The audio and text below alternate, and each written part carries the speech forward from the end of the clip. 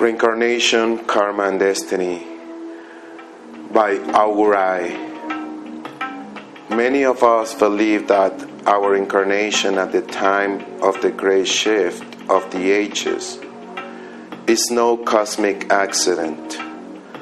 With Team Light and Team Dark, each one for the collective souls of humanity, I believe that Source has marshaled its most adept spiritual masters and warriors to incarnate at this time.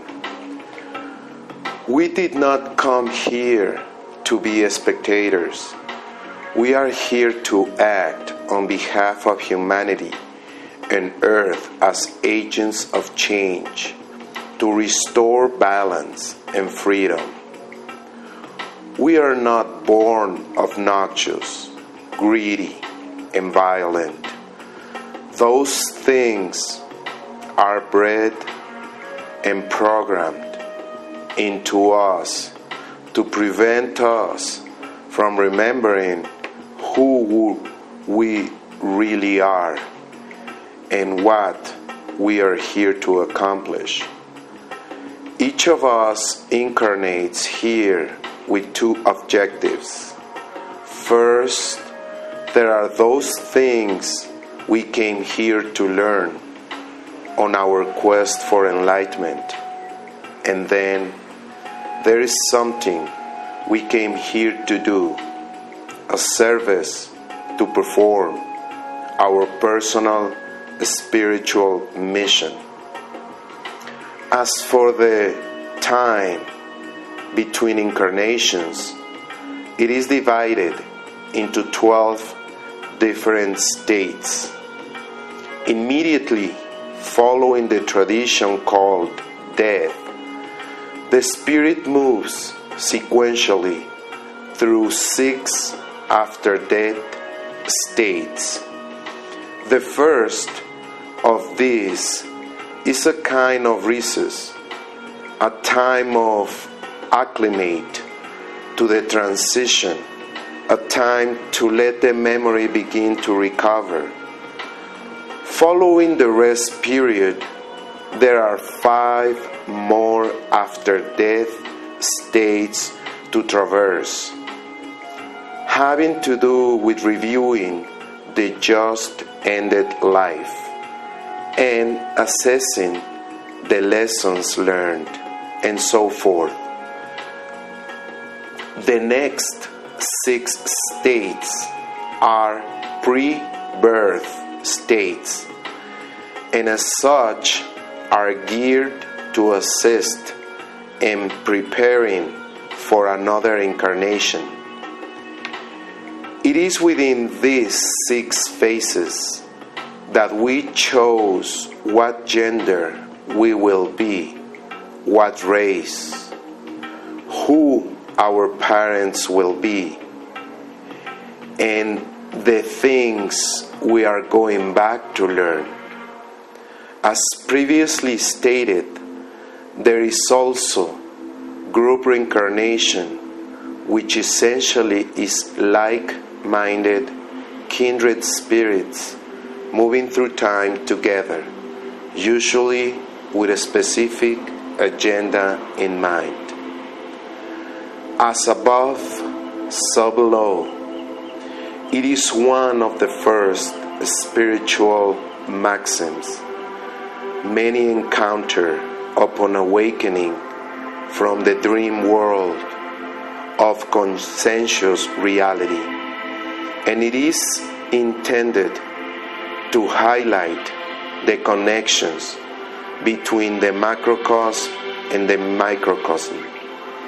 We all have a good enough grasp of the microcosm. That's us. Here, in this place, we're getting a grasp of macrocosm. Is what the spiritual journey is all about. Of course, macrocosm is just another descriptive for all we seek to know and understand. about this experience called life. There's no shortage of other words, labels, and names for it. And because a good many humans still attach emotional value to their beliefs and labels, it'll just refer to it as the realm of permanence, hoping nobody feels offended in any way.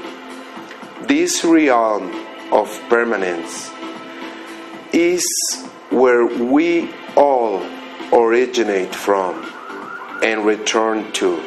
It is source. Reincarnation.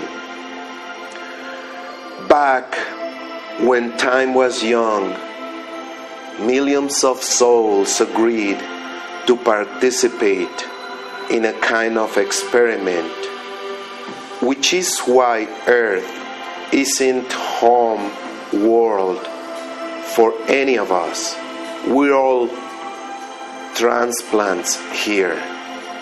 Source wanted to know if we could be stranded here on this primitive, negative, low density, low vibration planet with absolutely no memory and still find our way back home to source.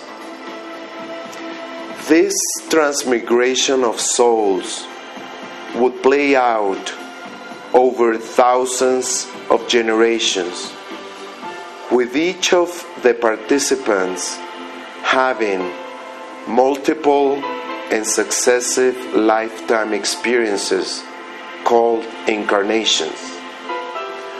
We not incarnate into the physical realms. Each of us exists in an energetic state which many refer to as spirit. Every sovereign soul is kind of a triad being comprised of three different aspects known as the thinker, the doer, and the knower. When it comes time for another incarnation on earth, only the thinker and doer aspects incarnate into the physical body. The knower aspect remains in the realm of permanence, functioning as a sort of a guide and lifeguard. And we call this our higher self. Because Source invented multitasking, our various incarnations serve several goals simultaneously, with our advancement as a soul being the primary function. With each lifetime, we have the opportunity to learn more, remember more, to become more. The reason for all this is, of course, to attain enlightenment and then return home with everyone else on the homeward leg of this great soul migration. Because one cannot attain enlightenment from a single, lone perspective, we are sort of required to experience life from all perspectives before we're done. This means that in the fullness of time, every one of us will experience multiple lives in each gender, from both ends of every polarity, with a generous helping of everything in between. We will know male and female, wealth and poverty, peace and violence, sickness and health.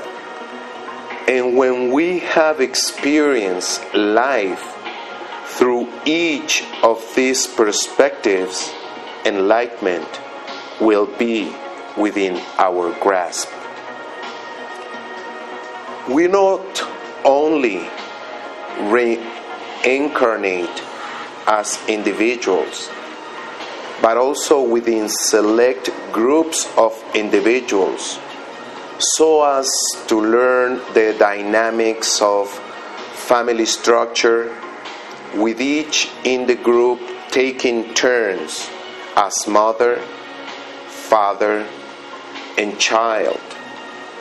There are, of course, others who also travel with us from one incarnation to another, or drop by every other lifetime or so. I just call them the chores of unseen friends, because kindred spirits tend to travel together. Some of them you recognize immediately and might even share memories of previous sojourns together. Others might not be incarnate just now, but stay close to keep tabs on us. And we call them guides, or maybe angels, because we can feel their presence. Each of us feel a hollow, empty longing deep within our soul. We know not what this void is, just that we need it filled to become fulfilled somehow. And though we may risk many an addiction to fill this void, nothing comes close until we find our twin soul or soulmate. Some become obsessed with the search for their soulmate, even to the detriment of their spiritual progress.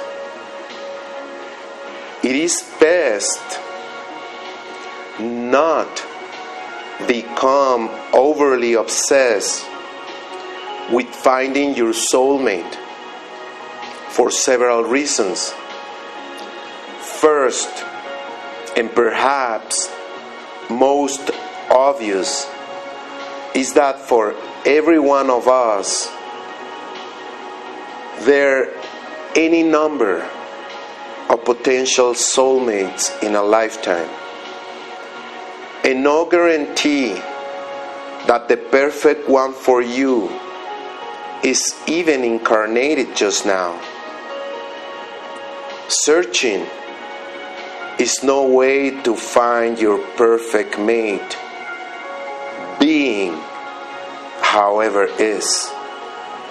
If you really want the challenge and exhilaration of a soulmate level relationship, then you must yourself already possess the same qualities and attributes you seek in a life partner. Magnetism, it works every time. Many of us believe that our incarnation at the time of the great shift of the ages is no cosmic accident, with Team Light and Team Dark, each vying for the collective souls of humanity. I believe that Source has marshaled its most adept spiritual masters and warriors to incarnate at this time. We didn't come here to be spectators. We are here to act on behalf of humanity and Earth as agents of change to restore balance and freedom. We're not born obnoxious, greedy, and violent. Those things are bred and programmed into us to prevent us from remembering who we really are and what we are here to accomplish. Each of us incarnates here with two objectives. First, there are those things we came here to learn on our quest for enlightenment. Then, there is something we came here to do, a service to perform, our personal spiritual mission. As for the time between incarnations, it is divided into 12 different states. Immediately following the transition called death, the spirit moves sequentially through 6 after death states.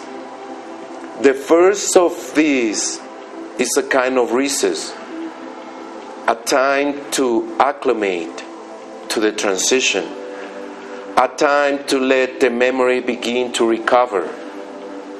Following the rest period, there are 5 more after death states to go through, having to do with reviewing the just ended life and assessing the lessons learned, and so forth. The next 6 states are pre-birth states, and are geared to assist in preparing for another incarnation. It is within these 6 phases that we choose what gender we will be, what race, who our parents will be, and the things we're going back to learn. As previously stated, there is also group reincarnation, which essentially is like-minded, kindred spirits moving through time together, usually with a specific agenda in mind. This differs from the family type group reincarnation, primarily because each member of the group seeks the optimal individual factors needed to achieve the group's goal. Other times, groups will group incarnate for the sheer fun and challenge of finding and being with one another time and time again. There is no set or required number of incarnation we must experience. Most of us will require a good many incarnations to learn our lessons and reach enlightenment. Others will get it sooner and move on. You see, it's all about breaking the cycle of reincarnation and moving to the higher vibes and a better neighborhood. For those wondering about past lives, hypnotherapy has been used in a technique called regression.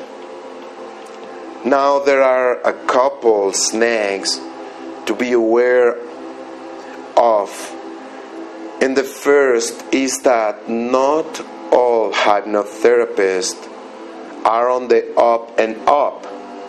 So those seeking regression hypnosis should observe due diligence.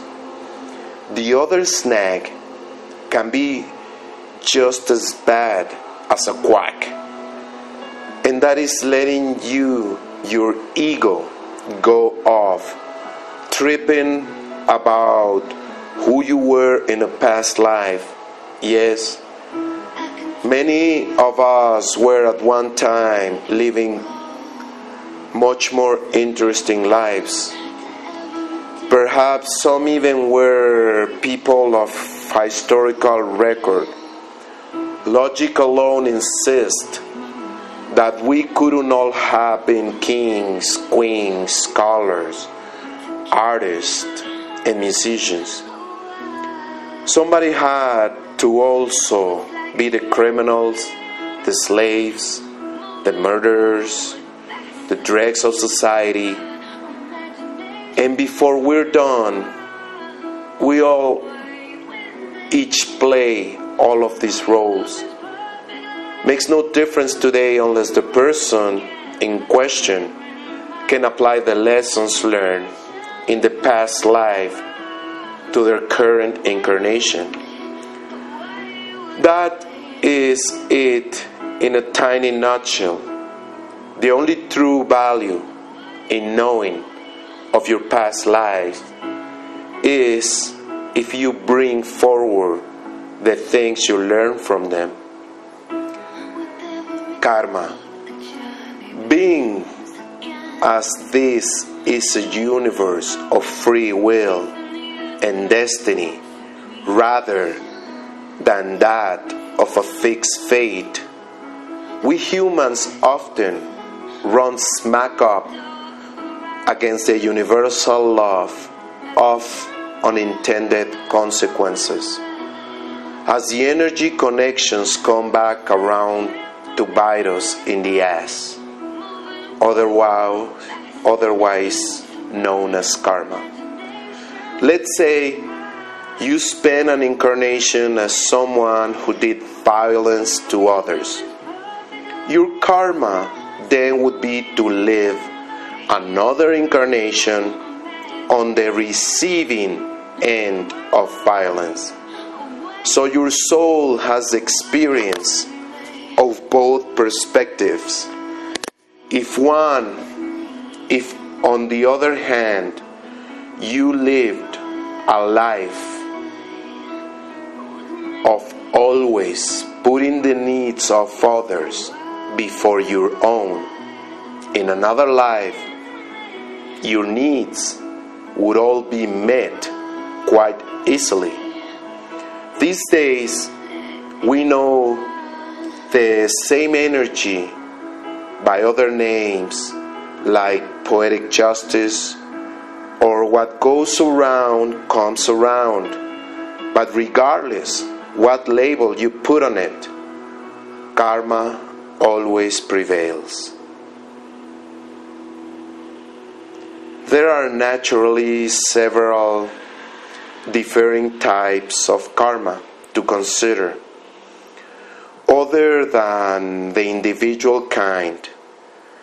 Beyond simple concepts like good and bad karma, there is the kind seemingly dishes out by the universe itself, called retributional karma, to ensure that no evil deed goes unpunished.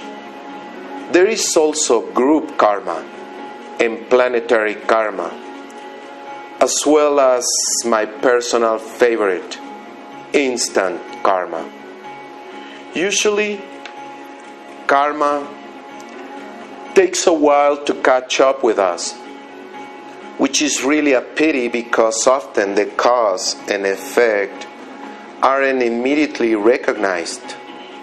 Sometimes, however, karma acts more like a mousetrap and comes smashing down instantly kind of like instant messagings from the universe.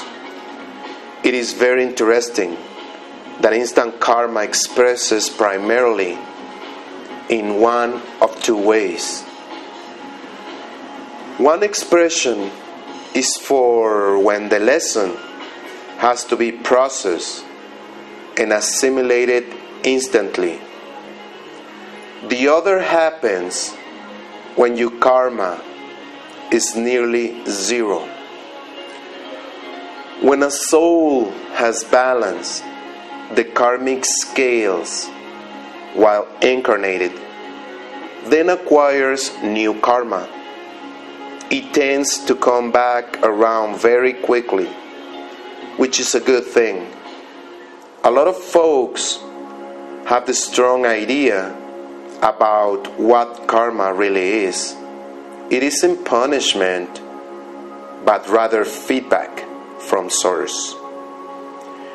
In this world of free will and destiny, when one commits a crime, sin, or other wrongdoing, the punishment is the act of wrongdoing itself.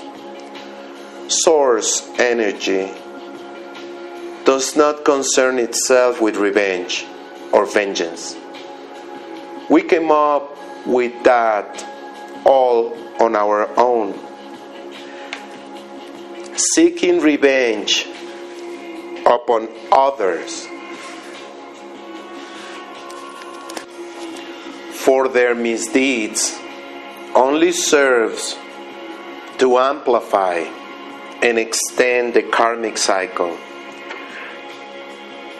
Revenge is like drinking a bottle of poison, thinking it will kill your enemy, and never results in a positive outcome. There is a good reason why folks on the spiritual path seek to balance out their karma. And that is because, like reincarnation, karma is a cycle we need and want to break free from. It's a merry-go-round of repetitive patterns, behavior, and thinking. And no matter how thrilling and entertaining the ride is, eventually we want off. We are riding the cusp of humanity's evolution this very moment, and one of the realities within our grasp is the one where all are liberated from the cycles of reincarnation and karma forever.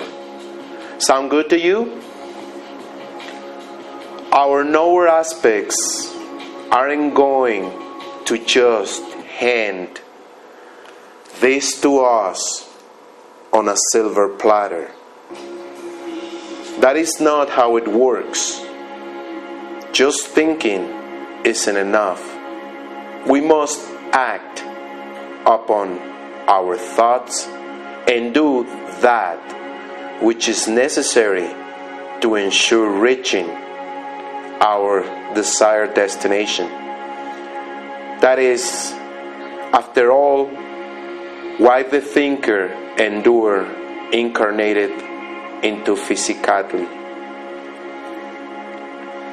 The problem is that while sleep within conscientious reality, we cannot hear the knower aspect of our soul and are essentially cut off from higher self and spirit. Destiny. I do not believe in a fate that falls on men however they act, but I do believe in a fate that falls on them unless they act. Buddha. Those millions of souls who undertook the experiment and separation so long ago all share in a group noetic destiny. Likewise, each of us activates an individual destiny each time we incarnate in this place. Only when we understand that we create our reality with our thoughts can we begin to understand that we also are the masters of our personal destiny. The dictionary can be most helpful in understanding destiny because you find it between destination and destitute. If you don't know where you're going, any road will get you there. Destiny isn't a place you arrive at. It is something you work for and achieve. Perhaps the idea was expressed best by Sarah Connor in the Terminator franchise. There is no fate but what we make for ourselves. This is a new or even metaphysically based knowledge.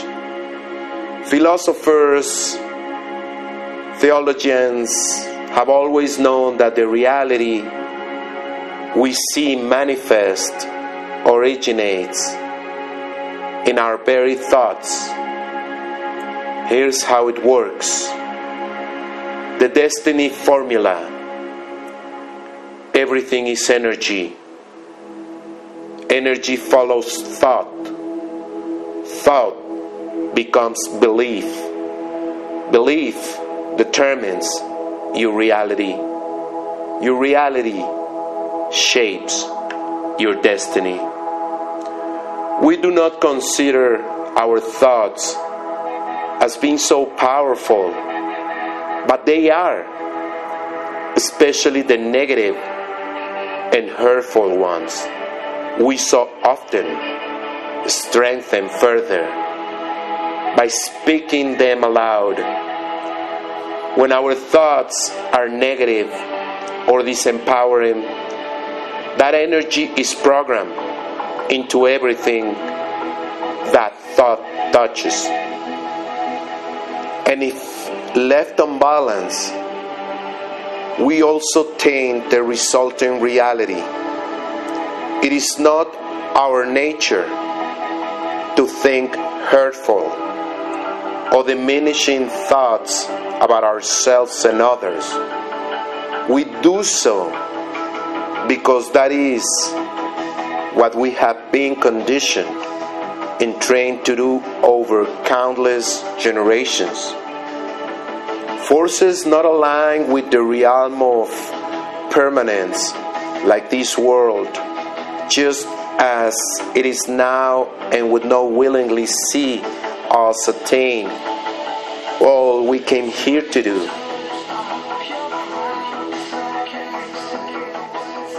By not choosing a destiny for yourself, someone else will be happy to provide one for you. Rest assured, if you change your beliefs, your reality changes accordingly. It has to, because it has no choice. But you do. The universe rearranges itself to accommodate your picture of reality.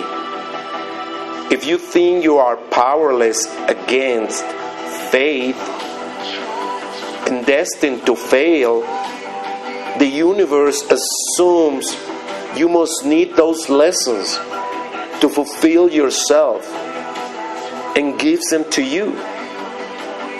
It is a surprisingly easy thing to test for non-believers. Trying going a week without finishing a negative thought. When you catch yourself in the middle of a negative thought, simply vaporize it, then replace it with a similar thought having a positive polarity. If you do your part, you will see tangible results because it works. It has to. Furthermore, every time you repeat that little thought exercise, you are eroding all negative neural pathways in the brain and rewiring it with new positive polarity thoughts. When you see how easy it is to change your reality, you'll be doing it all the time. When that happens, teach it to others.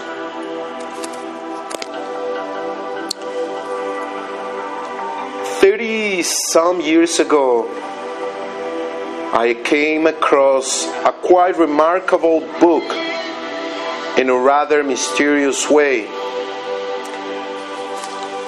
I was licking my wounds in the wake of a divorce and living aboard a small engine-less cabin cruiser down on City Float Top in Ketchikan, Alaska.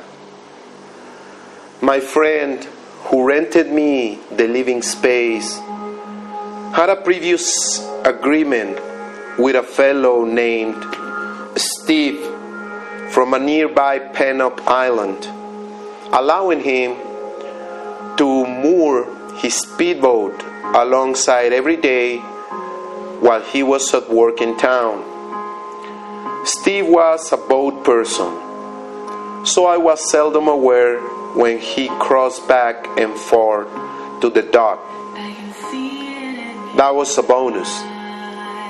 So was the fact that his reserve mooring kept the fishing boats from tying up alongside my home. Kind of a symbiotic relationship. I happened to be out on the back deck one morning when Steve arrived. He grinned, this big smile with about 1,000 perfect teeth, and told me he has something for me. I invited him in for coffee, but he declined, saying he was running late. He hands me a bundle wrapped in a single sheet of buckskin leather, saying it was a loan and that he would be back for it before the salt air could harm it. Wrapped up in this leather was a rather large and obviously old book titled Thinking and Destiny by Harold W. Percival. The book was subtitled Being the Signs of a Man. At over 1,000 pages, and with the first chapter, the introduction being the purpose and plan of the universe, I was hooked. I spent that day all night reading this book. I just couldn't put it down. My marathon reading session hadn't even gotten me a third of the way through because everything I was reading was both new and difficult to process quickly. The following day, I went to the city library to find the book. They not only did not have it, they never heard of it. There was a nice bookstore in town, so I tried there as well, with the exact same result. I brought all the traditional information on the book, its publisher, Library of Congress number, the works, and had to settle for ordering a copy. Before returning home to continue reading, I picked up a couple of notebooks to compile some information in, not knowing how long I'd had the book for. I could find a copy of my own, or if I could find a copy of my own. One evening, a few weeks later, Steve stopped on his way home to collect his book, which I just finished a few days earlier. By now, I had a stack of 5 notebooks full of my notations. I learned from Steve that the book was originally published in 1946, but only in limited numbers. The successive printings occur every 5 to 8 years thereafter, again each in limited numbers. The following year there was another printing, and I was able to get my own copy. Since that time the printings have come more frequently, with larger number printed, and currently the PDF file is on the publisher's website. I've had several collections of books over the years, and it seems I always have to give them away or leave them behind at some point.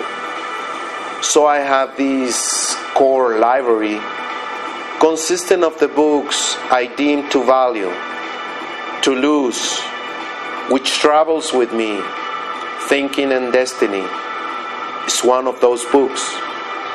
I pass this along for the same reason. The book is now published on the web.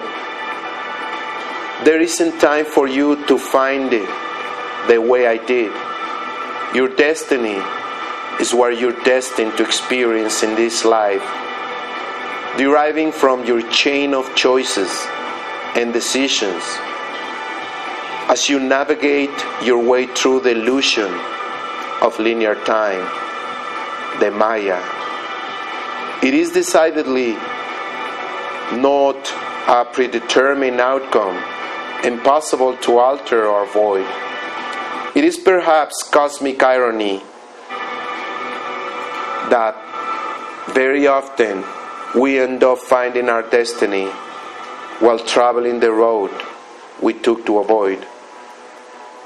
If you wait to see what your destiny will end up being, I promise you won't like what you get. Get up your spiritual best intentions and start carving your destiny. We must program the picture of our personal and planetary destiny into the unified field before the universe can manifest for us. So get cracking. What if you're the one that changes everything? Infinite gratitude for this marvelous reading. Kamanik Balam in lakéch. I'm another you.